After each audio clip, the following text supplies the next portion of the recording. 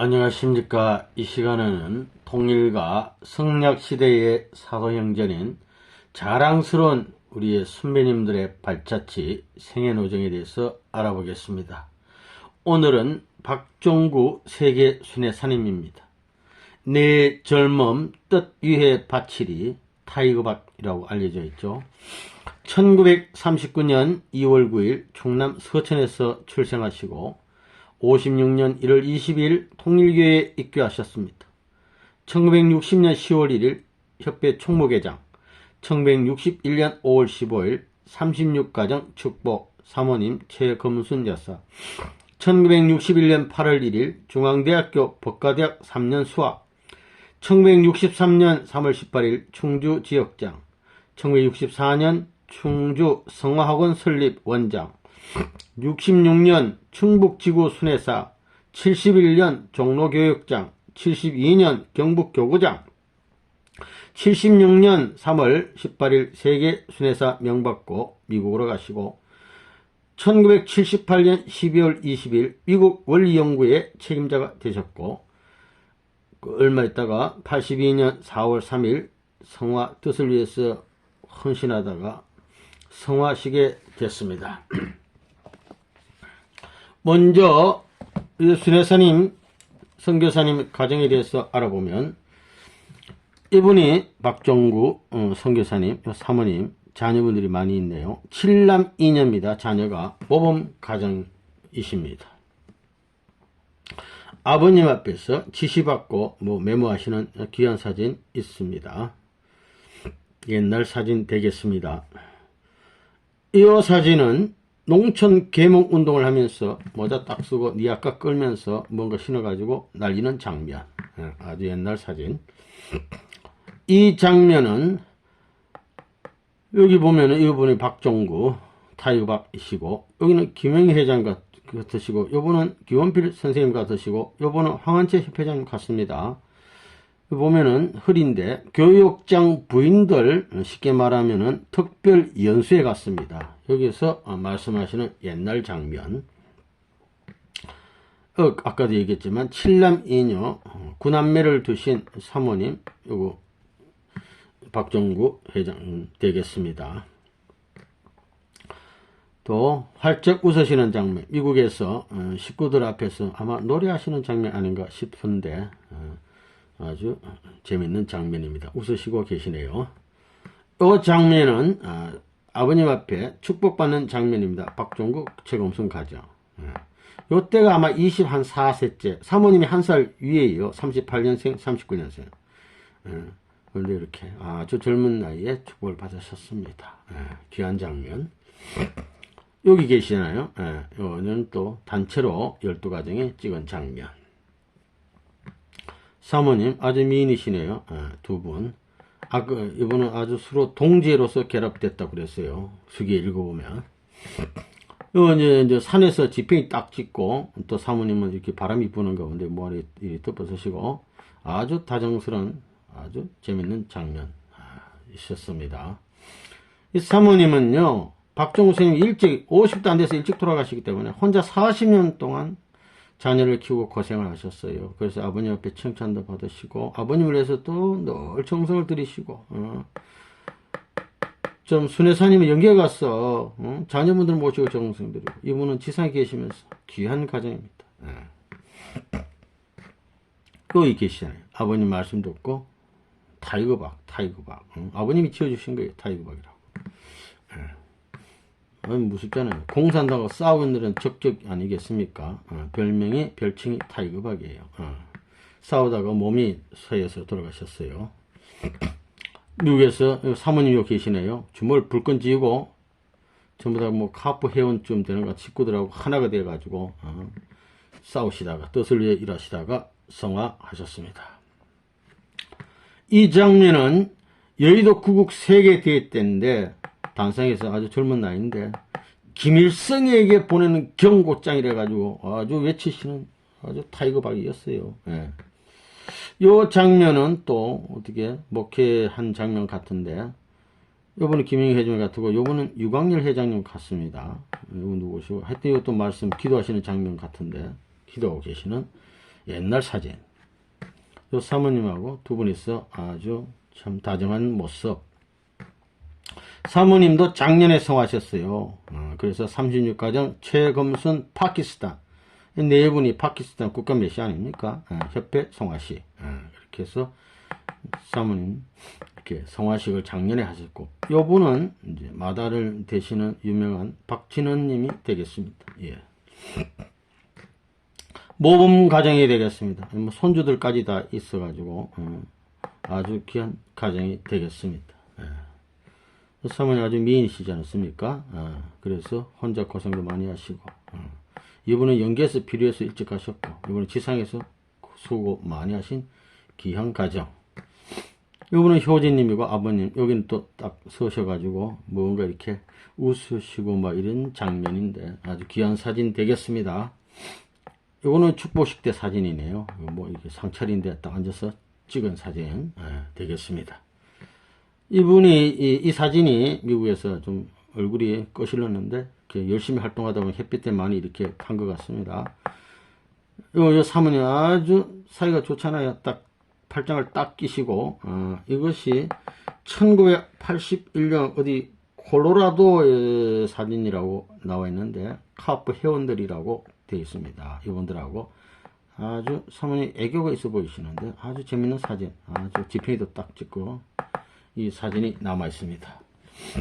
이 사진은 또 아버님이 여기서 책에다 사인하는데 이것도 카프 회원들 되겠습니다. 박종구 회장님 여기서 이제 원리 교재에서 사인을 해 주시는 장면 되겠습니다. 그러면 신앙 수기 읽어보도록 하겠습니다. 내 젊은 뜻 위에 바치리. 박정구. 내용이 좀 길어요. 종치기를 하며 중고등학교를 졸업. 나는 1939년 2월 9일 충남 서천군 빈면 칠지리에서 부친 박가분 씨와 모친 김옥기 씨의 3남매 중 2남으로 태어났다. 나는 생후 100일 만에 부모님이 전북 군산으로 이사를 하게 되어 그곳에서 어린 시절을 보냈다. 이거 태어나가지고 여기 또 옮겨져 가까워. 나는 3살 때 아버지를 여의는 불운을 겪었다. 그래서 20살부터 청산가보가 된 어머니 설화에서 살다 보니 가난을 뼈저리게 경험하게 되었다. 어머니는 어린 자식과 노 부모를 모시고 어려운 가사를 꾸며 나가셨다. 어머니는 매우 강하셨던 분이라 힘겨운 생활이 연속되었으나 잘 헤쳐 나가셨다. 7살 난 형과 8개월밖에 되지 않은 유복학, 배숙이 아기가 있어야지. 그리고 3살짜리 나를 데리고 싹바느질이나 남의 집 빨래를 해주는 등 닥치는 대로 험한 일을 하면서 한 푼두 푼 모아 용하기도 살아나오셨다. 이때부터 가난은 숙명처럼 나의 주위를 언습해 오기 시작했다. 그래서 어린 시절부터 생활 전선에 뛰어들지 않을 수 없게 됐다. 그래서 시장을 돌아다니며 엿을 팔기도 하고 다방을 찾아다니며 양담배를 팔기도 했다. 그리고 이익이 남는 물건이라면 무엇이든지 닥치는 대로 가져다가 팔았다. 이렇게 고생스러운 장사길에 나선 나를 애처롭게 생각한 외삼촌이 군산 상고 사환으로 취직을 시켜주었다. 1952년 10월 3일의 일이다. 그 이듬해 봄 나는 그 학교 야간부에 적을 걸고 공부를 병행하였다. 학교 선생님들은 재빠르게 일 잘하는 나를 가리켜 언제부터인가 쌕쌕이란 별명을 붙여주었다. 사무실 청소나 시험지 프린트는 물론 선생님들이 지시하는 잔심부름까지 몸을 아끼지 않고 열심히 했다. 그런데 가장 중요한 일은 수업시간에 맞춰 어김없이 종을 치는 일이었다.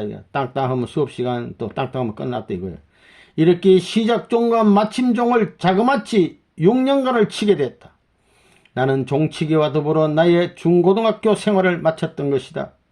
형님을 중학교에 보낼 때 어머니는 자신의 생명처럼 소중하게 여기던 재봉틀을 팔아서 입학시킨 뒤 어두운 등장 밑에서 손으로 싹바느질을 하셔서 하셔야 했던 때를 생각하면 어떻게라도 혼자 중고등학교를 마치게 되었던 것은 어머니에게는 물론 나에게도 큰 다행이 아닐 수 없었다. 효자야.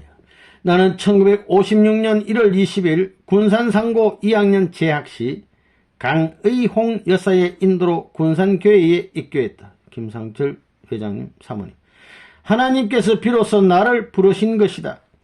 고등학교를 졸업한 다음해인 1960년 하계전도 당시에는 장항에 파송되어 전도활동을 하게 됐다. 7월 20일 지구본부에 들렀다가 임재를 향해 발을 옮겼다. 나는 행장을 차리면서 나도야 간다 젊은 힘, 힘찬 맥박의 고동을 느끼며 저 한없는 죄악의 실을 멸하려 20대 젊은 나도야 간다라고 시인처럼 내었다. 하오다셋이 전주를 출발하여 1시간 20분 후에 전도지인 장항에 도착하였다. 장항, 그 얼마나 고대했던 곳인가.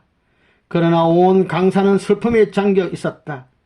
이제 사탄의 일선에 나 혼자만이 하늘의 말씀을 지닌 한 인간이 서 있는 것이다. 임시로 외삼촌 댁에 숙소를 정하고 아는 사람들을 찾아 나섰다. 만나는 사람들마다 말씀과 아버지의 심정을 전했다.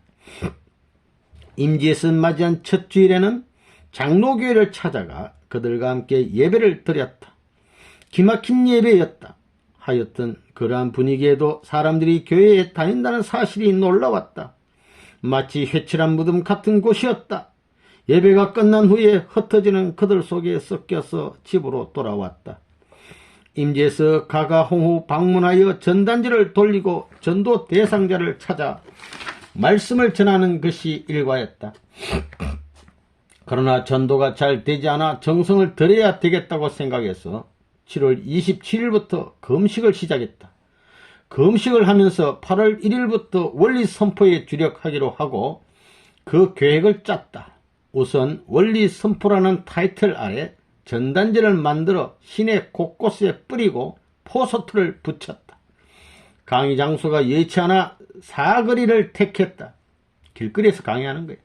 드디어 8월 1일 강의 준비를 끝내고 밤이 되기를 기다리며 기도를 올렸다.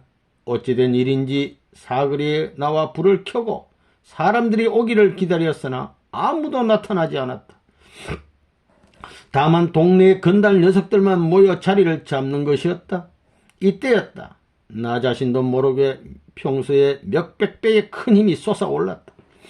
아무도 없어도 좋다. 예수님의 제자도 어부 세리가 아니었더냐. 좋다. 외쳐보자 하는 마음이 솟구쳤고 마침내 나는 소리치기 시작했다. 여기 통일교회에서 온 사람이 있습니다. 오늘날 대한민국에서 이단으로 몰리고 있는 통일교회, 이단의 괴수가 이 자리에 나왔으니 여기에 오십시오라고 소리쳤다. 그래도 사람들은 모여들지 않았다. 나는 점점 더 큰 소리로 외쳤다. 통일교회에 괴수가 왔으니 여기에 오십시오라고. 나는 긴장한 가운데 계속해서 20분쯤 외치니 목이 쉬었다. 그래도 계속해서 소리를 질렀다. 그러자 드디어 하나 둘 사람들이 몰려들기 시작하더니 금방 100여 명 정도의 사람들이 사거리로 꽉 메웠다. 나는 그들을 대상으로 통일교회 소개를 간단히 한 다음 서론과 청조원리 일부를 강의했다. 1시간 30분가량 강의를 하고 집으로 돌아오니 온몸이 땀에 흠뻑 젖어 있었다. 이렇게 며칠 동안 노상 강의를 계속했다.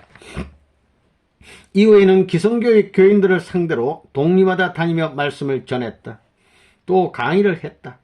8월 16일에는 판교에 가서 선생님을 뵙고 나니 많은 힘이 생겼다.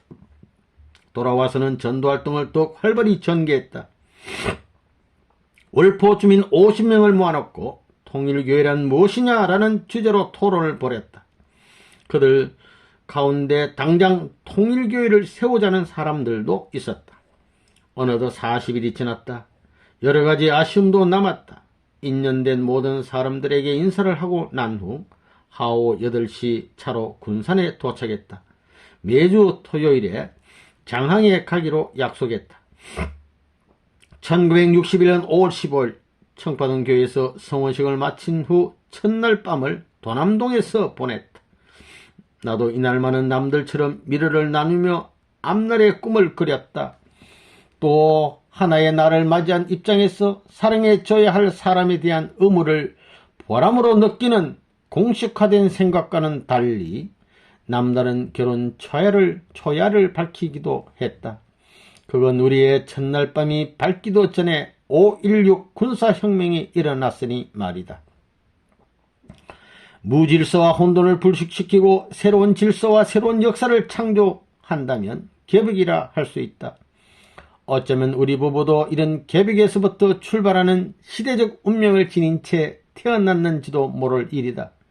나의 결혼 생활도 나 하나만을 위하여 산다는 그런 내용이 아닌 바에야 앞으로 행복하다거나 평탄하리라는 보장은 없을 것이다. 어떤 좌표와 목적의식이 있는 공동 운명으로서의 동지애의 결합이고 보니 나의 결혼은 일반의 그것과 그 내용부터가 다른 것이었다. 그러기에 우리들의 첫날 밤은 불을 끌 필요가 없었다. 윤정씨, 그때 이름이 윤정씨, 이걸 나중에는 최검순씨로 개명한 것 같습니다. 내일은 예산으로 내려가야지. 나는 첫날 밤부터 내일 헤어지자는 말을 꺼냈던 것이다. 내려가야죠 라고 아내는 조용하게 대답했다. 이렇게 해야 아내는 다음날로 전에 하던 계몽사업을 계속하기 위해 충남 예산군 덕산면으로 내려갔고 나는 40일간의 순회길을 떠났다. 나는 고민하기 시작했다. 이 가난을, 이 어려움을 물리칠 수 있는 힘은 없을까 하고 얼마나 많은 나날을 변민했는지 모른다. 그리고 얻은 결론, 그것은 무지에서의 해방뿐이라고 생각했다. 그래서 마침내 이 무지를 타개하는데 앞장서리라 다짐했다. 그러던 중 나는 군대에 입대한 후 1년 6개월의 군 생활을 마치고 학보 제대라는 영예와 사단장의 상장을 안고 제대를 했다. 제대 후 대학 2학기 복교하기까지는 약 9개월의 여유가 있었다. 나는 복교에 앞서 먼저 계몽사업부터 시작할 차비를 차렸다. 그러나 그것은 참으로 어렵고 괴로운 일이었다. 8년간이란 긴 세월 동안 숱한 각고와 모멸로 얼룩진 고학을 해온 나로서는 그 향학의 문을 미련 없이 닫는다는 게 여간 어렵고 괴로운 일이 아니었다. 불과 졸업을 1년 앞두고 휴학을 했으니 이것은 정말 가슴 아픈 일이었다. 그렇지만 내 마음은 그렇게 결정을 했으니 어머니와 형님을 설득시키는 것이 큰 문제였다. 그러나 용기를 내어 어머니에게 서울에 올라가 공부를 할 테니 3만 원만 마련해 달라고 간청했다. 당시 3만 원은 큰 돈이었다. 더구나 고학을 해온 내가 이런 요구를 하는 것은 어머니에게는 의외의 일이었다. 고학에서 자기 혼자 잘하더니 나는 이렇게 어머니를 속이고 형님이 마련해 준 돈을 들고 집을 나섰다. 허울 좋게 말은 잘도 했지만 어머니와 형님을 속였다는 죄책감에 머리를 들 수 없었다. 그러나 나는 생각했다. 크고 보람된 일을 하기 위해서, 아니 꼭 해야 될 일을 하기 위해서 이렇게 했노라고. 돈을 쓰는 목적과 방향에 따라 그 가치가 스스로 달라질 수 있는 것이라면 나는 어머니와 형님을 속인 것만큼이나 기쁨 또한 큰 것이었다. 1963년 3월 17일 청운의 뜻을 품은 선비가 과거길에 오르듯 나는 학자금으로 타낸 3만 원을 들고 충주로 향했다. 그동안 예산군에서 계몽운동을 하고 있던 아내는 이미 2개월 전에 충주로 거처를 옮겨서 역시 계몽운동을 벌이고 있었다. 먼저 성소동 105번지에다 5평 남짓한 2층방 하나를 전세로 얻었다. 그리고 충주 성화학원이란 간판을 내걸었다. 꿈에도 그리던 무료 교육의 꿈을 키우는 첫 요람지를 만들었던 것이다. 시작이 반이라고 어쨌든 일을 저질러 놓고 보자는 나의 통키호테식 방법으로 이렇게 시작을 했다. 처음 시작한 교육 사업이었지만 의도대로 순조롭게 되어 나갔다. 아내는 이 분야에서는 단연 나의 선배였다. 아내는 서울에서의 대학 생활을 거쳐 예산가 이곳에서 계몽사업을 해왔을 뿐만 아니라 고향인 춘천에서 고향분이에요. 부사모님이 교편을 잡았기 때문에 가르치는 방법이나 기술이 나보다 앞서 있었다. 사모님이 대단히 훌륭한 분이에요. 한문과 영어를 무료로 가르친다는 학생 모집 광고가 나붙자 충주, 제사, 공장, 아가씨들을 중심으로 한 30여 명이 모여들었다. 성인반을 만들어 나는 몰려든 이들에게 한문과 영어를 가르쳤고 아내는 비용을 마련하기 위해 용산동에 문화방 가게를 차렸다. 그러나 이들을 수용할 수 있는 장소가 가장 큰 문제였다. 그래서 2만원짜리 전세로 얻은 이 2층 살림방을 교실로 겸해서 쓰게 되자 집주인이 가만히 있지 않았다. 수업이 끝나고 나면 밤 11시가 되는데 밤늦게까지 시끄럽다고 해서 다른 데로 옮겨줄 것을 요구했다. 재수가 없으니 별것들이 와서 속을 썩인다는 것이었다. 결국 주인집에 한결같던 성화에 못 이겨 그 집을 나오지 않으면 안 되었다. 집을 사려면 최소한 10여만 원이 있어야 했다. 그러나 한 아주머니의 소개로 방 2칸에 부엌이 1칸 있는 집을 4만 원에 샀어요. 계약금으로 2만 원을 주고 1개월 후에 2만 원을 주기로 하고 다음날 이사를 하기로 했다. 나머지 돈을 마련하는 것도 문제였지만 수업하기도 곤란한 집이었다. 그래서 급기야 토담집이나마 새로 짓기로 했다. 집을 새로 짓자면 또 돈이 필요했던 것이다. 시작만 하면 무슨 결과가 나겠지 하는 지극히 맹목적이고 단순한 계산에서 고가를 허물었다. 헌집 사가지고 비좁으니까 흐르고 새로 지려고. 그러나 아무리 생각해도 돈을 마련할 길이 없었다. 오직 한 가지 돈을 마련할 길은 군산에 있는 고향집에 가서 억지를 써서라도 사정을 하는 수밖에 없었다. 죽고 나서는 엄마 돈 타는 거지. 나는 철면 피하기도 군산행 열차에 몸을 실었다. 그러나 막상 군산에 도착했어도 집에 들어갈 용기가 통 나지 않았다. 다시 돌아올 때는 졸업장을 타가지고 온다고 했는데 이렇게 최초한 몰골로 어떻게 나타난단 말인가. 그러나 어머니를 만나 뵙고 자초지종을 이야기했다. 나의 이야기를 들으신 어머니는 몹시 놀라시는 것이었다. 형님도 마찬가지였다. 아무튼 학원을 지어야 하니 돈 5만 원을 달라고 생떼를 쓰다시피 했다. 어머니와 형님은 다시는 주지 않겠다고 했다. 그러면서 형님은 현실을 알아야 한다고 하셨다. 어머니와 형님의 기대대로 해드리지 못한 내가 무엇을 다시 요구할 수 있단 말인가. 의견 충돌만 벌이다 결국 나는 집을 뛰쳐나오고 말았다. 그러나 갈 곳이라고는 없었다. 그저 발길 닿는 데까지 가기로 하고 무작정 걸어갔다. 군산 부둣가에 있는 어시장을 찾았다. 어시장은 법석대는 인파들로 온통 수라장이었다. 나는 선창가 축대 위에 털썩 주저앉았다. 과연 나는 형님 말씀대로 정작 현실을 모르는 미친놈이 아닐까? 나는 정말 이 민족을 위해 어렵게 살기 위해 젊은 피를 뿌리는 것일까? 이런 생각 저런 생각하고 있는데 나는 문득 내가 나타나기만을 기다리고 있을 학생들이 생각났다. 나는 미쳐버릴 것만 같았다. 나는 새삼스레 다시금 결심을 굳혔다. 나는 다시 미쳐야 한다고 중얼거렸다. 바다는 어느새 오렌지빛으로 물들고 있었다. 나는 항온역해야 무거운 발걸음을 옮겨 놓았다. 집에 돌아오니 어머니만 계시고 형님은 밤일을 나가신 모양이었다. 어머니는 우셨는지 눈두덩이 퉁퉁 부어 있었다. 이날 밤 나는 밤이 깊어서야 잠자리에 들었지만 좀처럼 잠을 이룰 수가 없었다. 그러나 어머니는 곤히 잠들고 계셨다. 어쩔 수 없습니다. 어머니, 형님 이놈을 용서하십시오 하며 나는 숨을 죽이고 자리를 일어났다. 단 한 번 마지막으로 가난하지 않아야 할 내 후손들을 위하여 나는 기꺼이 도둑이 되리라고 맘먹고 장롱의 서랍을 열었다.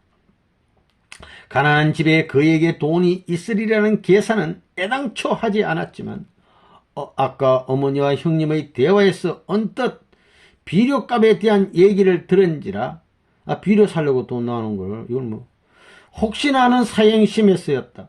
떨리는 손으로 사과는 뒤로 가면 어떡하려고?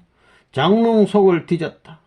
그리고 신문지에 쌓여있는 돈뭉치를 들고 집을 뛰쳐나와 월명선을 향하여 천방지축 치달았다. 뭐 어머님과 형님은 뭐 죽든지 말든지 나는 동가죽 튀는 거야. 움푹한 구렁이에 앉아 4만 원을 안고 마구 흐느꼈다. 너무 분하고 서러움이 북받쳤기 때문이다. 가난이 한편으로는 돈을 마련했다는 안도감에 어쩔 줄을 몰랐다. 나는 산을 내려와 정류장을 향했다. 이제 버스하고 가야 되니까. 차표를 끊는데도 좀 잡아라 하는 소리가 들려오는 듯했고 종구야 하는 어머니의 애끓는 소리가 뒷전에 들리는 듯했다. 아니나 다를까 막 개차를 하려고 하는데 종구야 하는 어머니의 목소리가 뒤에서 들리는 게 아닌가? 나는 꿈이기를 바랬다. 그러나 이것은 엄연한 현실이었다. 나는 달아나고 싶은 충동도 일어났지만 마치 석고처럼 굳어져 그 자리에 우뚝 쓰게 되고 말았다. 어머니는 나의 손을 꼭 잡으시더니 소리 없는 눈물을 흘리시며 종구야 가거라. 내 뜻이 정이 그렇다면 해볼 수 없지. 니라서 그 뜻을 막겠느냐. 이용하려면 멋지게 해라고 하면서 오히려 격려를 해주시는 것이었다. 지금까지 나의 마음속에 소용돌이 치고 있던 범민과 죄의식은 봄바람에 얼음녹듯 스스로 사라져 버린 것이다. 어머니 용서해 주니까. 나는 노모의 주름진 모습을 보며 어머니 고맙습니다. 정말 고맙습니다. 어머니 말씀 명심하겠습니다. 멋지게 하라니까. 어머니 앞에 부끄럽지 않은 종고가 되겠습니다라고 거듭 다짐을 했다. 충주에 도착 가져온 돈으로 집값 잔금 2만 원을 치르고 나머지 2만 원으로 15평짜리 토담집을 짓고자 했다. 토담집을 완성하기 위해서는 남은 2만 원 가지고는 어림도 없었다. 아내는 빵 가게를 팔자고 했다. 빵 가게를 팔고서는 집집마다 다니며 빵을 팔겠다는 것이었다. 나는 얼굴이 화끈거렸다. 아내의 손을 꼭 잡고 고마워했다. 다음날부터 나는 집 짓는 작업에 들어갔고 아내는 빵 바구니를 들고 장사를 나갔다. 윤 선생과 권 선생이 나를 도와 자골과 모래를 날랐다. 기초공사가 끝나자 흙벽돌을 쌓아야 했다. 흙벽돌 집일망정 그 의의가 다르니 피를 빼어 판 돈으로 흙벽돌을 사자는 의견에 합의했다. 모두 300g씩 뽑아 그 값으로 2,000원을 받은 후 흙벽돌을 샀다. 집 짓는데 피를 팔아가지고 보탰어. 그런데 담을 쌓기 시작하면서부터 잔뜩 찌푸린 날씨는 태풍으로 변했고 장마로 연이어졌다. 비를 피해가며 담을 쌓기 때문에 자그마치 14일이 걸려서 벽돌 쌓기를 끝냈고 다시금 귀화를 얹을 지붕을 급조했다. 그런데 이런 시련점이야 못 넘어갈 내가 뭐냐 하며 혼잔당하던 내 앞에 실로 충격적인 사건이 일어났다. 대들보가 무너지면서 지붕이 폭삭 주저앉아 버리고 만 것이다. 그러나 여기에서 의지를 꺾을 수 없었다. 또다시 오뚜기처럼 일어나 허리띠를 쫄라매고 덤벼들었다. 그래서 결국 70일 만인 8월 13일에 완공을 보게 되었다. 8월 15일 지금껏 집이 없어서 학교가 없어서 쉬고 있던 학생들을 다시 불러들였다. 이제는 마음 놓고 가르칠 수 있다는 만족감에 가슴은 마냥 부풀어 올랐다. 그러나 집을 지으며 꾼 돈 2만 원 때문에 빚쟁이 아주머니가 매일 찾아와 돈을 갚으라고 야단이었다. 더구나 아내의 해산일은 가까웠다. 그래서 한 푼이라도 모아야겠다고 생각하여 도로 포장 공사장으로 나갔다. 하루 임금은 100원이었다.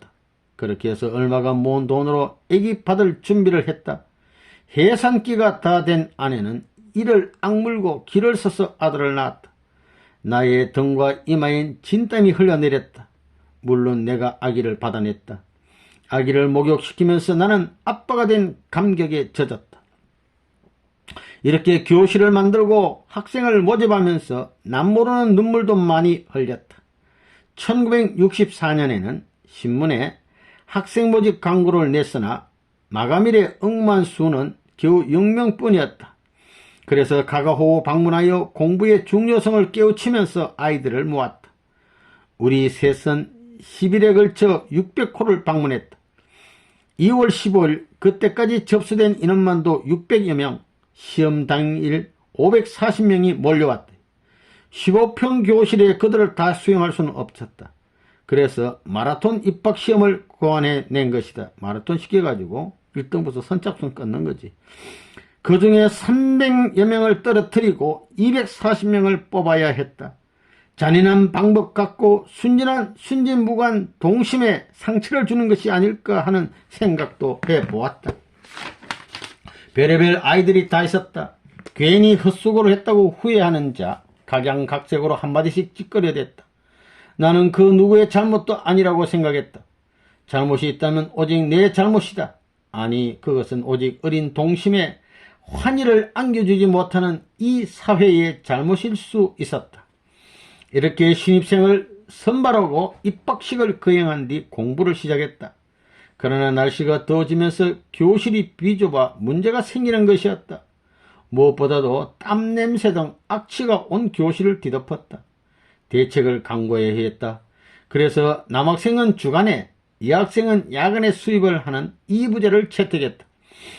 학생들이 많기 때문에 여러가지 문제가 있었지만 그때그때 적극적으로 처리할 수밖에 없었다. 아내는 매일 빵 장사를 하면서 선생들과 가족들의 생활을 책임졌다. 하루에 2끼씩 식사를 하나 장사가 잘 되지 않는 날이면 굶기가 일쑤였다. 그래도 그것도 보리죽동으로 연명하다 보니 낮수업 8시간, 밤수업 4시간을 하고 나면 기진맥진했다. 나는 아내에게 당신 몸이 쇠약하니까 흔이란 박진원님 이란 놈 그만 젖을 떼는 것이 어떻겠는가라고 이야기했더니 아내는 젖을 떼는 것도 좋겠지만 젖 떼고 뭘 먹여야지, 먹일 것이 있어야죠 하는 것이었다. 아내에게 너무나 미안했다. 생각하다 못해 밤이면 밀짚 모자를 깊숙이 눌러쓰고 아이스케이크 통을 메고서 거리에 나섰다. 어쩌다 운이 좋으면 150원 정도 이익금으로 남아 그것을 갖고 쌀을 사서 불이 나게 학원으로 돌아오곤 했다. 쌀밥을 먹는 선생들의 모습을 빨리 보고 싶어서였다. 어느 날은 이렇게 장사를 하는 나를 발견한 윤 선생으로부터 무안을 당하기도 했다. 이러시지 말고 학원으로 달려가 달라는 윤 선생은 그만 흐느끼고 말았다. 어느 해는 입학시험에 떨어진 아이들의 부영이 찾아와 제발 공부할 수 있게 해달라고 떼쓰는 경우도 있었다. 또 어떤 아이들은 시험에 떨어졌다고 해서 함부로 찌꺼리기도 했고 이곳저곳에 낙서를 하기도 했다.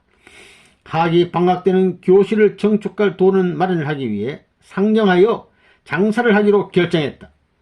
자원한 학생과 선생과 학생 모두 21명이 출발했다. 서울 가서 돈 좀 벌어오려고. 가는 날까지 차비를 구할 수 없어 도보 행군을 올라가는데 차비가 없어. 걸어가서 이제 돈 벌어온다 이거야. 도보 행군을 결행했다. 식사 도구를 챙긴 다음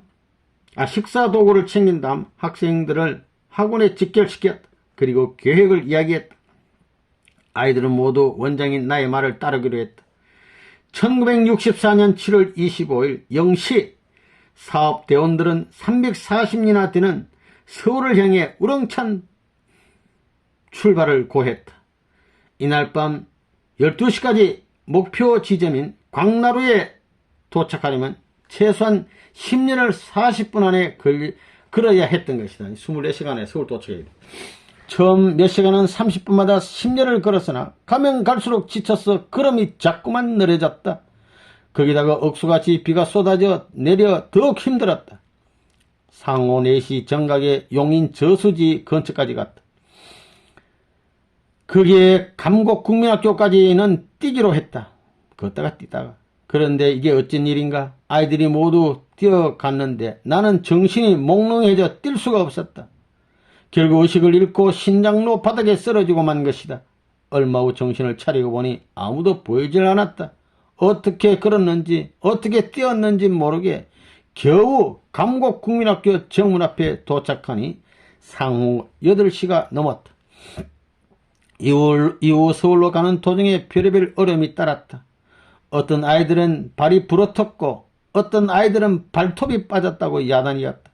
할 수 없이 광주에서는 여학생만 차에 태워 보내고 남자들은 뜀박질을 했다. 앞에 가던 사람들은 길가에 들어누워 코를 골며 잠을 자는 것이었다. 하여튼 우리는 다음날 정오에 목표 지점에 도착, 천막을 치고 사업을 시작했다.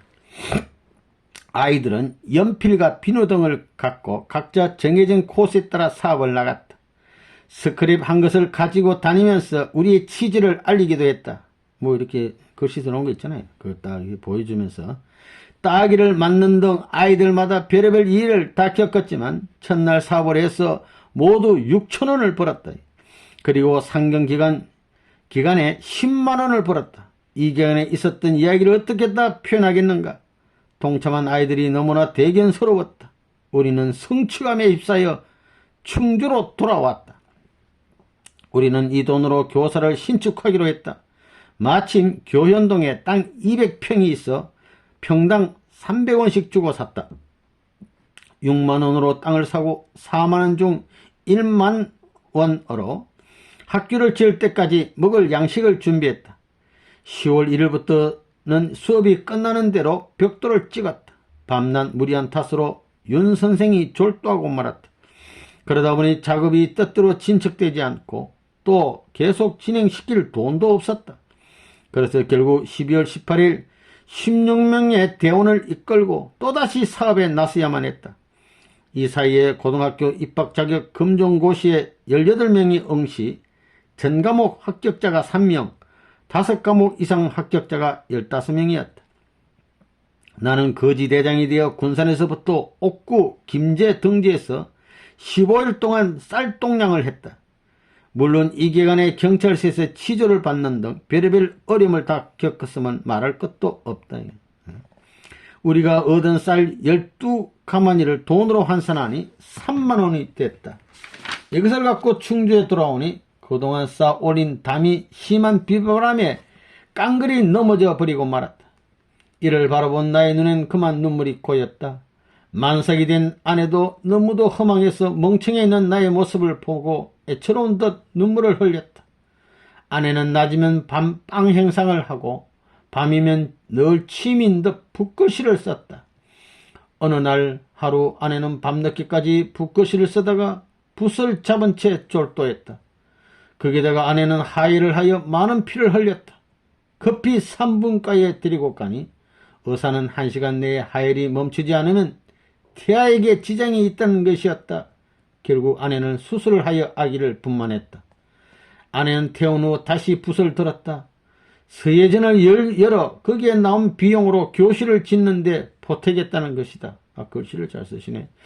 그래서 시내 다방에서 최윤정 한글 서예전을 열었는데 여기에 출품한 24점이 모두 팔리게 됐다.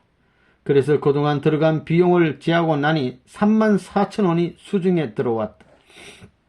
쌀 동량에서 모은 돈 3만원과 서예 전시를 해서 남은 수익금을 합해 다시 작업을 시작했다. 겨울이라 작업이 어려워 3개월 말이야 벽돌을 쌓는 것을 끝마치고 4월에 들어서야 지붕을 덮었다. 이렇게 어려운 사정을 안 그 고장 출신인 이종건 의원이 시멘트 80포대를 보내왔다. 1965년 5월 9일 10개월 만에 새 학원 준공식과 함께 제1회 졸업식을 가졌다. 이날 이종건 의원과 박봉의 여사 우리 식구님 참석의 자리를 빛내주셨다. 성화 학원으로서는 역사적인 날이었던 것이다. 우리 교사들도 이날만은 서로 부둥켜 안고 환희의 눈물을 흘렸다. 이렇게 준공식을 마치고 나서 전에 쓰던 학원을 매각하여 그동안 진 빚을 청산하고 1년이 늦었지만 마라톤 입학에서 떨어진 아이들을 모두 불려들였고 또 신입생도 뽑았다. 우리들은 밤낮 아이들에게 공부를 가르치고 틈만 나면 돈벌이에 나섰다. 물론 아내도 삼지사방 행상길에 나섰던 것이다. 아이들 가운데는 검정고시에 합격, 고등학교에 진학하는 아이들도 있었다. 그들 가운데 입학금이어서 진학을 못하는 딱한 사정을 보고 아내의 결혼 반지와 나의 결혼 양복을 전당포에 맡기고 그것도 모자라 피를 팔아 입학금을 마련해 준 경우도 있었다. 그러나 학원 규모가 커지자 시에서는 인가를 받아서 운영을 하라는 것이었다. 그러나 정식 인가를 내려면 경비 지불 능력이 있어야 하고 그러자면 그 능력을 평가받을 수 있는 재산이 필요했다. 또 그러는 사이에 충주 경찰서에서는 시내에 널려있는 구두닦기, 껌파리 등의 직업소년들을 지도하는 직업소년대장으로 위촉됐다. 그들 40명을 모아 야간 특별부를 부설했다.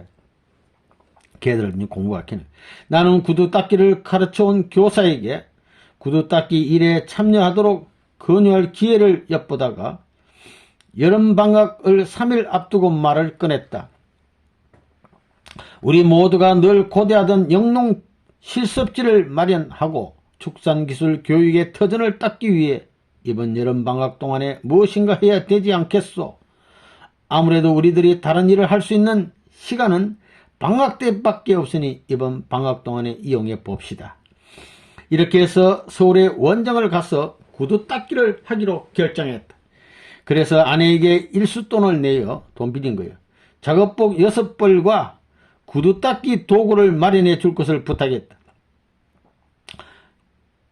권돈, 윤세환, 이종삼, 서상철, 박상현 선생이 나와 함께 1966년 7월 25일 서울 원정길에 나선 것이다.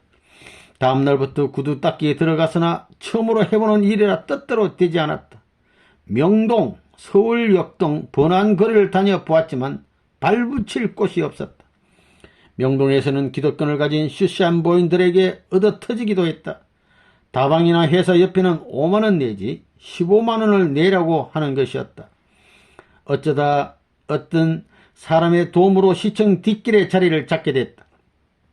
그러나 야속하게도 손님이 없었다. 할 수 없이 이런 상태에서는 6명이 모두 필요하지 않을 것 같아 두 선생을 충주로 돌려보내고 다시 시작했다.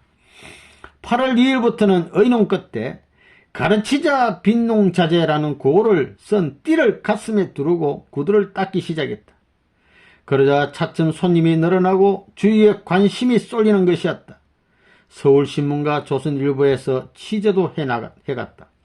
8월 3일에는 불우한 제자들의 진학자금을 마련해 주기 위하여 구두통을 맨 사도 상경이란 표제의 기사가 신문에 보도됐다. 나는 눈시울이 뜨거워짐을 느꼈다. 지금까지의 비참과 모욕과 갈등과 서러움을 정화시켜주는 눈물이었다. 신문에 기사가 나가자 일부러 찾아와 구두를 닦는 사람도 있었다. 재경 충주 최신부 직원들이 성금 3,000원을 모으기도 했다.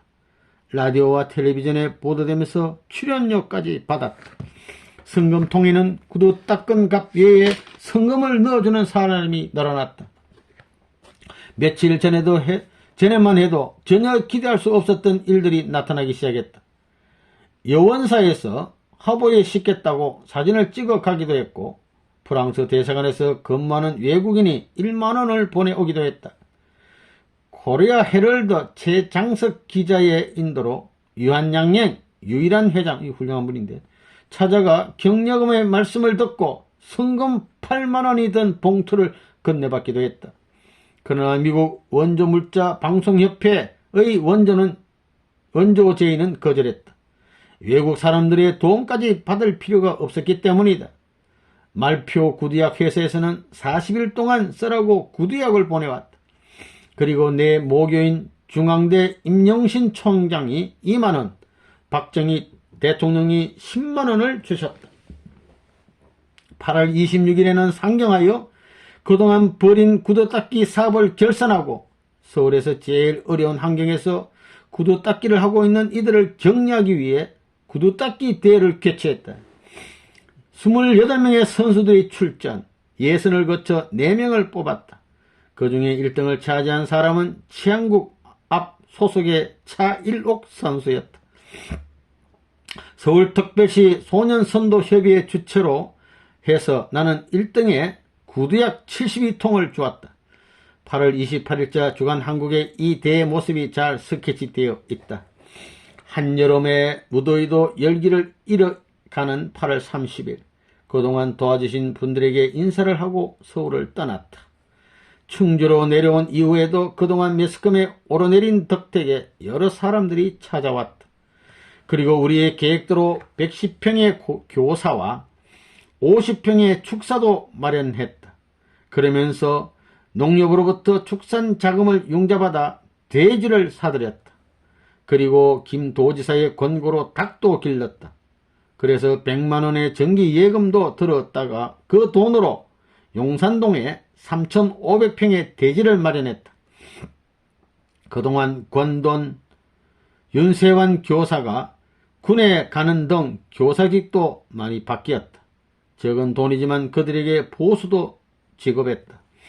63년도에 학원을 시작할 때는 실력은 있으나 돈이 없어 진학을 포기하는 아이들이 대부분이었는데 가면 갈수록 빈곤이 문제가 아니라 중학교 시험에 떨어진 학생들이 몰려오는 것이었다. 이렇게 되니 문제는 처음보다 훨씬 다른 방향으로 흘러갔다. 예상치 않은 다른 문제에 속속 문제들이 생겨나자 학원을 다니는 아이들의 소망은 성화학원도 정식 중학교가 되기를 바라는 것이었다. 전에는 성화학원에 다니는 것을 자랑으로 여겼으나 이제는 남학생들은 모교에 모표를 부착하지 않고 여학생들은 성화 배지를 달고 다니기를 꺼려했다. 차츰 학교의 질서가 무너지기 시작함을 느낄 수가 있었다. 그리고 입학때 120명이 입학하면 졸업때는 불과 30명 안팎으로 줄어드는 것이었다. 나는 드디어 결심을 바꾸었다. 중학교 무시험 추천제가 실시되면 중학교에 가고자 하는 학생들은 모두 지나갈 수 있게 된다는 것이었다. 그래서 나의 지역사회 교육도 방향을 바꾸지 않을 수 없었다. 그래서 새로운 계획을 수립한 것이 축산기술고등학교였다. 그래서 이종건 국회의원이 기증해 준 1000포대의 시멘트, 교우들이 거둬준 성금 20만원, 문교부 장관이 사회교육 유공자상으로 준 4만원, 그동안 눈물나는 고생으로 건립한 학원을 매각한 돈을 미끄럼으로 해서 축산기술고등학교 신축을 시작했다. 그리하여 1969년 9월 23일 충주의 남산기술계 아담한 기술학교를 마련하고 기공식을 갖기에 이른 것이다. 다시 뜻 일선에서 1963년 3월 18일 충주교회 8대 지역장으로 부임한 나는 69년 9월 5일까지 학원을 함께 맡았으나 이후는 전적으로 뜻에만 매달리게 되었다. 3년 6개월간 충주 지역장을 맡으면서 목회 생활을 했고 1964년 6월 1일부터 다음해인 4월 1일까지 충주 지역 기대장, 66년 9월 5일부터 69년 6월 30일까지 충북지구 순회사를 맡기도 했다. 1971년 11월 10일에는 선생님의 지시로 종로교육장에 부임, 다음해 7월 1일까지 심의했다. 당시 종로교육장에 부임하면서 이렇게 취임변을 틀어놓았다. 이제 다시 나는 제1선에 섰다. 우리 일에 무슨 1선이 있고 2선이 있겠는가마는 지금껏 나는 어떤 결론을 얻지 않을 수 없는 처지에서 몸부림쳐왔다. 이젠 직접 하늘의 명령을 받고 그것을 거역하지 않고 그 실천을 위한 최선의 노력과 정성을 쏟으면 그 결과야 어찌 됐든 간에 하늘이 책임질 일이요 내가 책임질 일은 아니기 때문에 우선 1선에서는 마음이 가볍기만 하다. 종로에서 8개월간 목회를 하다가 72년 9월 1일 다시 경북 교구장으로 전보되어 74년 5월 11일까지 있었으며 그 후에 협회 전도부장에 임명되어 근무했다. 이 기간 특기할 내용은 전국 주요 도시에서 개최된 희망의 날 집회 때에는 사무국장을 맡아 일했고 구국 세계대회 때는 동원부장을 맡았었는데 이 대회에 120만 명을 모으지 못하면 한강물에 빠져 죽겠다는 심정으로 뛰었다. 그리고 1976년 3월 18일부터는 세계 순회사의 사명을 띠고 세계 순회길에 올랐다. 이날 미국을 향해 떠나시는 선생님을 수행하였는데 함께 모시고 왔어. 이후부터 77년 7월까지는 동남아를 중심으로 활동했다. 그해 7월 4일 일가족이 미국에 오게 됨으로써 미국 정책의 길이 열렸다. 1978년 12월 20일 미국 원리연구의 책임자로 임명을 받고 젊은 대학생들과 함께 시들어가는 미국 사회에 소생의 빛을 비춰주기 위해 정성을 쏟기도 했다. 기존 회원 200명을 기반으로 해서 체제 정비를 시작, 센터를 중심으로 기반을 넓혀나갔다. 그래서 2년 6개월 만에 64개 센터를 확보하게 되었고 회원을 760명으로 늘렸으며 카프 활동을 통해 전도 활동에 불을 붙였다. 이 기간에 대학 당국에 집회 허가를 내는 일, 공산계열 학생들의 방해 공작을 물리치는 일이 당면 과제였는데 용케도 많은 대학에서 집회를 가질 수 있었다. 어떤 곳에서는 성황을 이루기도 했고 어떤 곳에서는 실패를 거듭하기도 했다. 선생님께서는 축복가정 부인들까지 합세시켜 활동을 독려하시기도 하셨다. 이러한 활동에 참가는 나에게 많은 격려가 되었다. 모든 대원들은 한결같이 일선에 나서서 봉사하겠다는 심정으로 뛰고 또 뛰었다. 그들은 뜻을 위하는 일에는 무엇이나 가리지 않고 아무 끄리낌 없이 무조건 투신하는 그런 신념의 사나이들이었던 것이다. 또 그들은 한결같이 맑고 명랑했으며 투지와 용기 그리고 신념에 차 있었던 것이다. 이런 면에서 나는 정말 행복한 지도자라구나 하는 것을 느꼈다. 어느 누구보다 수고하는 대원들 그리고 나를 대신해서 뛰는 지도자들을 대할 때 뿌듯한 희열을 느끼지 않을 수 없었다. 나는 그들 때문에 2번이나 눈물을 뿌렸다. 첫 번째는 너무도 뜻을 모르는 그들을 붙잡고 탄식의 눈물을 뿌렸던 것이고, 두 번째는 처음과는 달리 성장을 거듭했기 때문에 이제는 일선에 서서 아무 끄리낌 없이 사탄과 싸우고 불의를 이겨낼 수 있는 그들의 급속적인 성장과 변화된 모습이 너무도 신기해서 나도 모르게 기쁨과 감격의 눈물을 흘렸던 것이다. 나는 스스로 박종구, 너라는 사람은 참으로 운 좋은 사나이다 라고 생각하면서 하늘 저 멀리로 미소를 던져보기도 했다. 1981년 9월에는 유럽으로 옮겨가 공산당의 데모대와 직접 맞부딪혀 싸우기도 했다. 81년 9월 10일 서독 프랑크푸르트에서의 일이다. 나는 국제성공연합 총재이신 선생님으로부터 독일에서의 반핵 데모 저지에 관한 특별 지시를 받은 바 있었다. 국제공산주의의 세계 전략에 관해 말씀하시면서 선생님은 최근 구라파에서 일고 있는 반핵 데모와 소련의 원격 조정하에 무분별하게 자행되고 있는 이러한 일련의 사태가 속히 중지되지 않으면 자유진영 내부의 암적 존재가 배태될 것이며 생긴다면 이러한 운동은 결국 소련의 구라파 적화 전략은 물론 세계의 적화 전략의 지름길을 마련해 주는 것이라고 하셨다.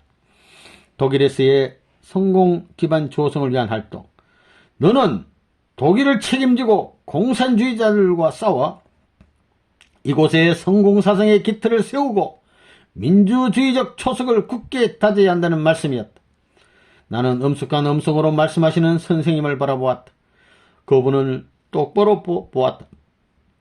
당신의 얼굴엔 투쟁으로 얼룩진 숱한 경륜과 권위가 그리고 뜻을 위하여 의를 위하여 일부도 양보할 수 없다는 결의와 하나님을 부정하고 인간의 가치를 한낱 물질화하는 공산주의 사상과 그 추종자들을 결코 용서할 수 없다는 의지가 서려 있음을 나는 확실히 읽을 수 있었다. 예, 해보겠습니다 라고 나는 힘있게 대답했다. 나는 형언할 수 없이 무거운 사명의식을 느꼈고 또 그분의 깊은 심정에 감화되어 등줄기에는 뜨거운 기운이 물결치고 있는 것을 느꼈다. 이렇게 독일에서 공산주의자들과 싸워 성공의 기틀을 세우라는 명령을 받고 난 후 10일이 지났다. 벌써 유럽에서 50명의 대원이 도착했고 또 영어에 능통한 50명의 일본 대원이 착착 도착했으며 미국 대원은 내가 직접 31명을 선발해서 독일로 데려왔었다. 그날이 9월 20일이었다. 독일 프랑크푸르트에서 약 70km 떨어진 캄프그루크라고 하는 곳에 있는 국제성공연합 독일 수련소에서 우리는 10일간에 걸쳐 성공사상 수련회를 가졌다. 먼저 성공 이론을 배워야지. 나는 기도를 마치고 본으로 향했다. 장소는 본대학 교정. 이런 아침인데도 벌써 운동장에 3분의 1 이상이 메워져 있었다. 나는 130명의 대원을 불렀다. 총 130명. 그리고 한마디 깊은 내용을 전했다. 그대들은 박종구의 명령에 의해서 이곳에 와 데모를 벌이는 소극적인 자가 되지 말라. 그대들은 그대들이 동기가 되어서 그대들의 진실을 말하고 그대들의 정의를 세워라. 그대들은 그대들의 진리와 정의를 세우는 데 있어서 비겁하지 말고 겁내지 말고 할 수 있는 데까지 최선을 다해 외치고 또 외쳐라. 나는 짤막하나마 그들이 꼭 가져야 할 기본 정신을 이렇게 말해주었다. 그리고 리더로서는 독일 학생 디어스미스가 될 테니 그의 지시를 잘 따르라 하고는 운동장 한가운데 기자를 위한 스테이지 바로 앞쪽에 자리를 잡았다. 120명의 대원들은 포스터를 2개를 안쪽으로 접어서 우리의 슬로건을 감추고 10개의 플래카드를 돌돌 말아가지고 모두는 나의 명령이 떨어질 것을 기다리고 있었다. 상호 11시부터 연애 프로가 진행되었는데 벌써 청중은 20만을 돌파했다. 운동장은 입추의 여지가 없었다. 그런데도 데모대들은 자꾸만 모여들었다. 내 생전에 이렇게 많은 데모대들을 본 기억은 일찍이 없었다.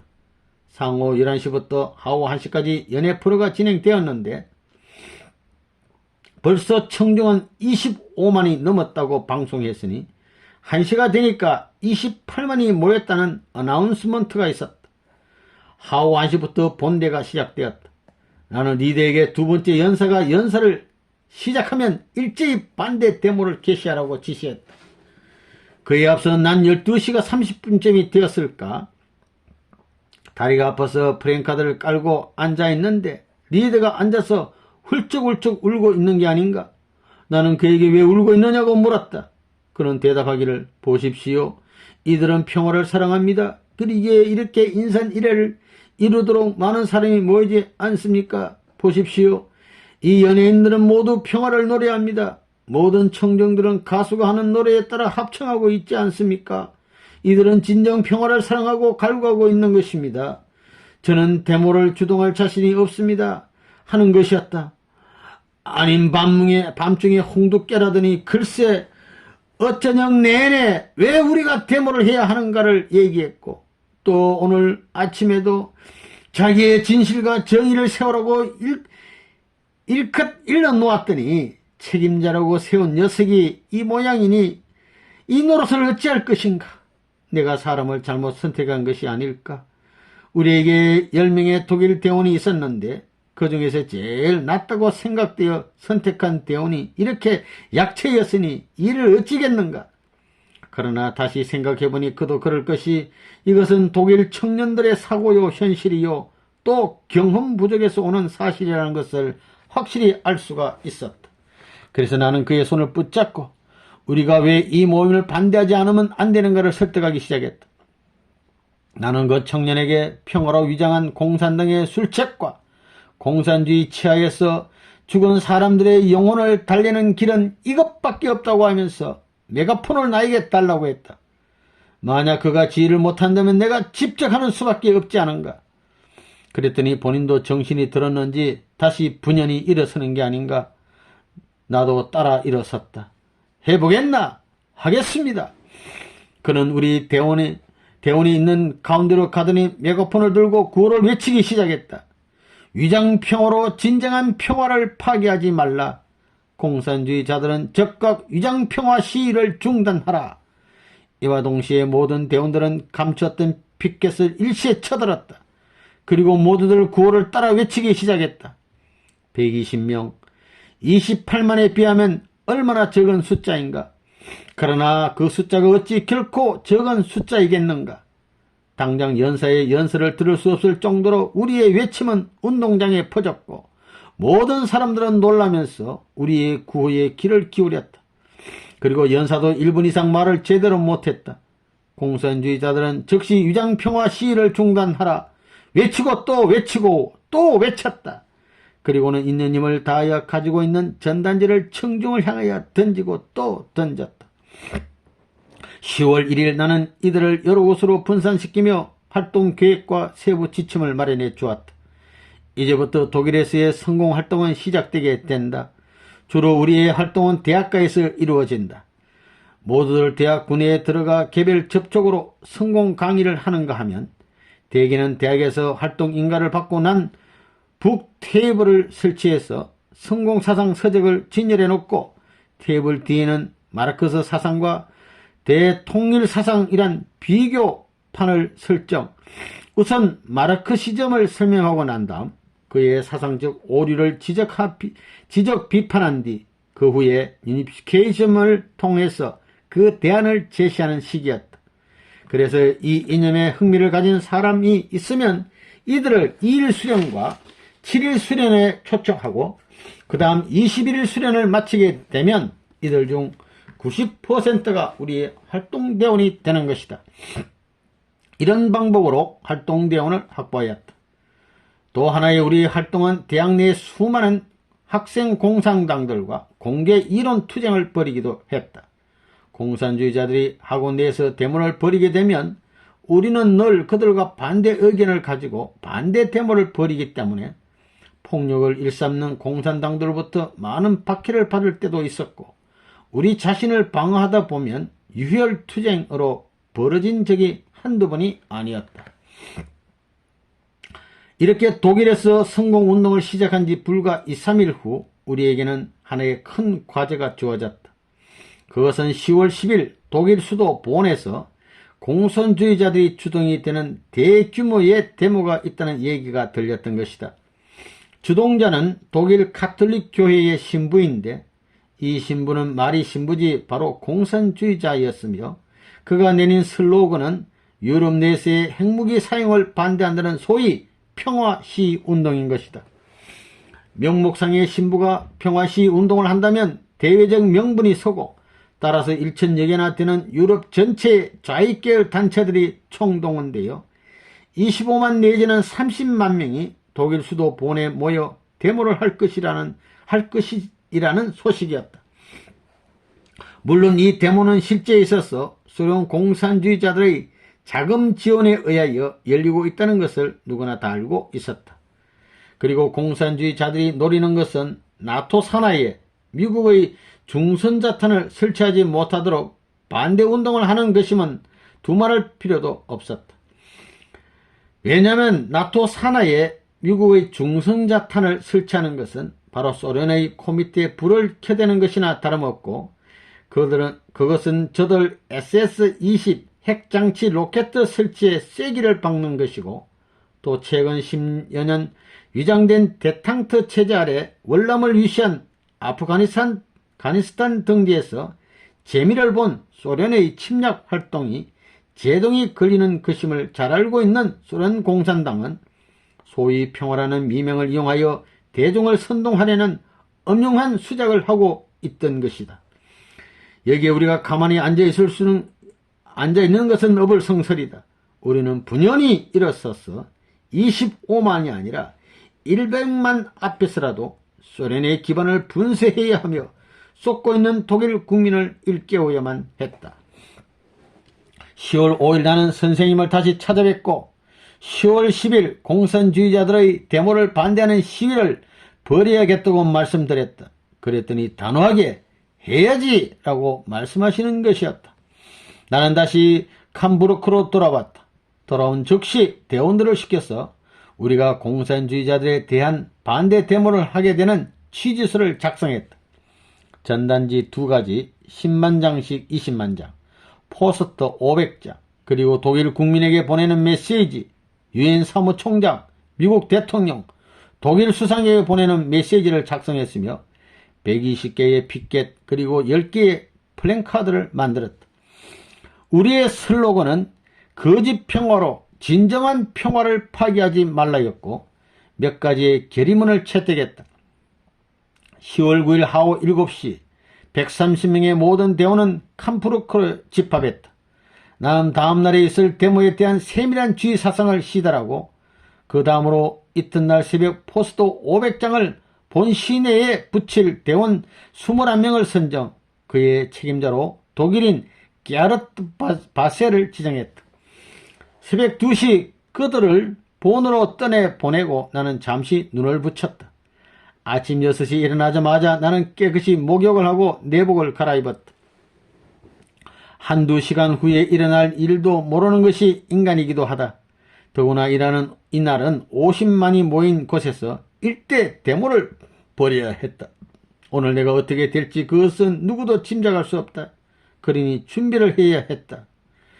죽음을 준비하는 사나이 나 박종구, 나는 너틀 웃음을 웃었다. 그리고 나서 나는 무릎을 꿇고 하나님, 저희는 정의가 무엇인가를 알고 있고 진실이 무엇인지를 알고 있습니다. 과거 100년간 공산주의 사상은 인류의 생명과 존엄성에 먹칠을 했고 또 이 거짓 사상을 위하여 투쟁하다 죽어간 사람이 얼마나 많습니까? 라고 기도했다. 죽을 각오하고 이제 나타나는 거예요. 현장에 나타났다. 그리고 정체를 드러냈다. 좌익 극렬 분자들이 가만히 있을 리가 없다. 그들은 우리 대원에게 덤벼들어 우리가 들고 있는 피켓을 빼앗아 짓밟아 찢으며 우리의 멱살을 잡아 주저앉히고 하는 난투극이 벌어지기 시작했다. 나는 이때가 바로 내가 필요한 때라고 하는 것을 직감했다. 자연히 우리 멤버들과 그들은 약 1m의 간격을 두고 둥그런 원을 그리면서 대치 상태가 이루어졌다. 이 간격을 이용하여 나는 날듯이 덤벼들었다. 어느 곳에서나 멱살을 잡는다든가 아니면 우리 대원에게 폭력을 가하는 자가 있으면 그 순간 달려들어 그들을 막아 내가 대신 싸움을 맡았다. 이리 뛰고 저리 뛰고 말리고 그리고 싸우고. 한 가지 다행스러운 일은 독일 사람들은 한국의 태권도를 대단히 겁낸다. 그래서 나는 소리 지르기를 너희가 말하는 소위 평화가 폭력이냐 하고 태권도 폼을 잡으면 어느 누구도 덤비려 하지 않는다. 나는 내 큰 주먹과 태권도 폼의 덕을 톡톡히 보았다. 그리고 그동안 독일의 태권도를 보급한 한국 사람들에게 감사하지 않을 수 없었다. 어쨌든 대원들은 기운이 100배나 나는 모양이었다. 그들의 지도자가 또한 자기들을 보호할 수 있다는 확신이 들어가자 그들은 신이 나서 외치고 또 외쳤다. 1시간 45분, 이제 15분이 지나면 그들의 정식 프로그램이 끝나고 가두 시위에 들어가게 된다. 그곳에는 많은 폭력배들도 와 있었다. 특히 펑크족들이 바로 독일 폭력의 앞잡이이며 PLO 독일 그룹도 그곳에 와 있었다. 그래서 나는 어떻게든 데모가 끝나기 전에 그곳을 빠져나와 우리 대원 모두가 안전한 곳으로 피신해야 되겠다고 생각했다. 그 이유는 이번 데모에는 경찰이 전혀 개입하지 않기로 결정을 했던 것이고 따라서 이곳 데모에는 경찰이 하나도 없었던 것이다. 우리가 만일 그곳에 주저앉아 끝까지 버틴다 해도 우리를 보호해줄 사람이 없다는 사실 때문이었다. 그러니까 우리의 신변을 우리 자신이 보호해야 했다. 이미 우리는 많은 반응을 얻었으며 특히 언론계의 집중적인 기사 취재도 있었고 TV 카메라도 우리에게 집중적인 취재를 했으니 우리의 목적은 이런 셈이었다. 자, 이제는 여기를 빠져나가야겠는데 길이 없었다. 그래서 나는 데모를 벌이는 저들의 자체 경비 책임자를 찾았다. 그리고 우리가 나가야겠다고 하니 경비 책임자의 입장에서는 우리를 내보내고 싶은 생각이 간절했으니 쾌히 승낙하고 길을 내주었다. 그러나 본의 온 시가가 데모대로 꽉 차 있어서 어느 곳에나 데모대로 메워져 있는 것이었다. 큰 길에 나오자 기다렸다는 듯이 당장 2000여 명이 우리의 대원을 가운데 두고 두꺼운 벽을 만들어 버렸다. 이것은 정말 순식간의 일이었다. 그러자 사과, 계란이 날기 시작하고 음료수 캔이 날아오는가 하면 맥주병도 수없이 날아들었다. 나는 기가 막혔다. 이것을 대체 어떻게 수습하여 우리 대원들을 보호한단 말인가? 나는 당황했다. 다시 생각해봐도 이 어려움은 수습할 길이 없었다. 그러나 천우신조랄까. 어쩌녁 본 경찰들이 우리에게 한마디 가르쳐 주기를 무기나 몽둥이 등은 휴대할 수 없으나 당신들의 생명을 보호하기 위해서는 양말 속에 돌멩이를 넣어 준비해 두었다가 그들이 우리에게 폭력을 가하면 그것을 휘둘러 대라고 일러준 것이 생각났던 것이다. 나는 양말 주머니를 꺼냈다. 그리고 휘둘러 대기 시작했다. 그러자 일본 대원들이 내 뒤를 따라 그들도 양말 무기를 흔들어 대니 자연 우리가 나갈 수 있는 통로가 생기게 되었다. 나는 큰 길에서 작은 길로 나가라고 외쳤다. 우리는 작은 도로로 모두 피신했다. 그러니 우리를 쫓는 숫자는 불과 500명으로 줄어들었다. 우리를 둘러쌀 공간이 없어졌기 때문이다. 맨 앞줄은 검은 자켓에 검은 바지, 검은 마스크를 한 패들이었는데 그들은 몽둥이며 파이프며 쇠줄을 가지고 휘두르듯이 미친 듯이 덤벼들었다.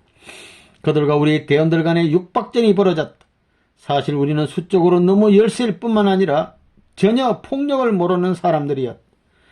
이곳에서 내 생명을 던질 각오로 그것을 각오한 나는 폭력을 가하는 공산당들의 정면으로 공격해 들어갔다. 그야말로 자충우돌했다. 그러니 과연 좁아나마 간격이 생기고 또 내가 하도 날뛰니 그들도 약간 수그러졌다. 벌써 우리 대원 4명은 길에 피를 흘리고 쓰러져 있었다. 나는 불이 나게 여자 대원들을 불러 그들을 부축해 일으켜서 빨리 물러날 것을 지시했다. 이제는 약 3m 간격이 생기게 되었다. 누가 너희들의 책임자가 나오라고 소리쳤다. 그러자 키가 장승만한 마치 프로 레슬링 선수를 연상케 하는 그 한이 내 앞에 나타났다. 큰 놈이 너가 책임자인가? 그렇다. 그래 오늘 당신들은 정말 우리와 싸우기를 원하는가? 라고 나는 소리쳤다. 그리고 만약 싸우겠다면 우리는 끝까지 죽을 때까지 싸우겠다. 오늘은 때가 아니다. 너희는 오늘 평화대문을 벌이고 있지 않은가? 만약 살상자가 생기면 너희 대문은 무효다. 자, 어떨 테냐? 나는 이 단체의 책임자다. 우리는 대학가에서 활동한다. 너희가 언제 어느 대학에서든지 우리와 만나 한판 겨누자면 언제고 대주겠다. 오늘은 살상을 피하자. 어떤가? 내 의견을 받아들이겠는가라고 했다. 그는 서너 명의 폭력배들을 불러 상의를 하더니 나에게 물었다. 너의 단체 이름이 뭐냐? 카프다. 대학 단체다. 그러자 그는 우리의 이름을 다시 확인하고 난 다음 호각을 빼뿌렸다. 그 호각 소리에 그들의 폭력은 일순간에 끝났다. 그야말로 우리는 호구의 호랑이 아가리에서 풀려난 셈이다. 우리 모두는 본센터에 모여 대원 숫자를 파악하고 각 대별로 캄부르크 수련소로 향해 출발했다. 하오 5시 캄부르크에 120명 모두가 도착했다. 오늘 부상자는 4명, 생명에 큰 지장이 없었다. 얼굴이 몹시 부어올랐고 많은 코피를 흘린 것으로 끝났다. 하오 5시 정각 저녁 식사 때까지는 아직도 시간이 있었다. 우리는 그룹을 지어 축구 시합을 했다. 1시간 전 우리는 생명을 건 모험을 했지만 그것은 이미 지나간 일이다. 이제 우리에게는 내일이 있을 뿐이다. 우리는 젊다. 그러기에 우리에겐 아직도 힘이 남아있다. 젊음을 한 번쯤 더 불태울 돌파구가 있다면 그것이 바로 스포츠가 아니겠는가. 오늘의 축구는 축구가 아니었다. 럭비라고 할까. 모두는 하나로 뭉쳐진 힘과 지칠 줄 모르고 물러설 줄 모르는 굳은 신념과 열기가 가슴 깊이 스며들어가고 있는 것을 느낄 수 있었다. 축구가 끝나고 우리는 보고회를 가졌다. 모두들 자신들의 무용담을 보고했다. 모두 투쟁의 다음에서 오는 승리의 쾌감에 흥건히 젖어 있었다. 모두들 손뼉을 치고 웃고 뛰면서 좋아하는 것이었다. 저녁 식사 후 우리의 자랑 락롤 밴드인 블루튜나 밴드의 열기찬 음악에 맞춰 우리는 승리의 춤을 추었다. 손과 손을 마주잡고 미래를 향한 새로운 도전을 설계하는 춤이었다. 내 생명을 지켜주신 하나님께 감사하는 영광과 환희의 춤을 추었다. 그리고 만세를 불렀다. 만세 만세 만세. 박종구 회장님의 수기였습니다. 아주 감동적이었습니다. 이어서 마지막으로 참 아버님께서 박종구 선교사님에 대해서 하신 말씀을 몇 가지 추려해 봤습니다. 1971년 8월 13일 말씀하시기를 얼굴이 넓적해 가지고 능청맞은 데가 있거든, 이렇게 아버님 말씀하신 적이 있어요. 72년 종로교에서 이번에 이곳 책임자로 온 박종국은 개척정신이 농후한 사람입니다. 개척정신이 농후해요. 내가 타이거박 그 녀석을 좋아하는데 그 녀석한테 내가 주먹질을 하면서도 그 녀석을 내가 좋아한다고요. 좋아해요. 36가정 타이거박이라는 사람을 두목으로 세워가지고 공산당하고 싸울 수 있는 대표로 세워가지고 냅다 밀라고 한 거예요. 그렇게 싸웠잖아. 그 다음에 79년도 말씀, 박종구한테 타이거박이라는 이름을 내가 지어줬다고요. 타이거박은 아버님이 주신 이름이에요. 82년도 이번에 본 독일에 가서 타이거박에게 데모를 하라고 지령을 내린 거예요. 아까 말씀대로 아버님 명령 받고 데모한 겁니다. 82년 2월 13일 박종구도 뜻을 위해 활동하다 갔다고요. 기억되는, 아버님 앞에 기억되는 사람 중에 한 사람이에요. 아버님 앞에 기억되는 게 천상의 생명록에 기록되는 겁니다. 아버님 앞에 기억되는 한 사람, 박종구 회장님 수기였습니다. 대단히 감사합니다.